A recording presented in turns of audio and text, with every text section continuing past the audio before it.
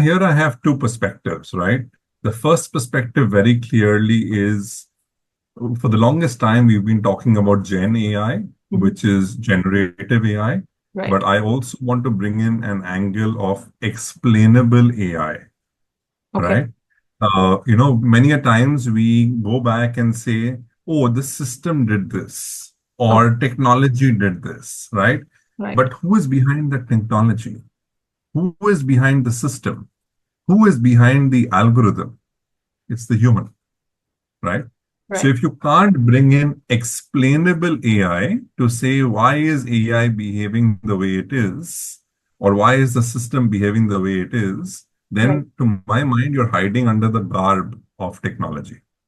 Number Right. one. Hmm. Number two, I think ethics holds no bars very clearly, right?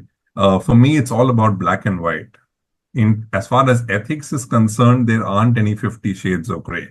So Right. therefore, if you say, I've just picked up this small piece and this was used for my personal information, or I picked up this data because I thought I could use it elsewhere and make sense of it, Right. and I didn't think it was unethical, Right. then it leaves me understanding two things. One, either the person's definition of ethics or integrity or value system is misfounded, or two, they have not been well inculcated into the culture of the organization to know what is acceptable, what's not acceptable, Hmm. and whatever is not acceptable, what are the consequences of those? Because at the end of the day, if you don't have strong guardrails, people will flex basis their own understanding and interpretation of what is ethical.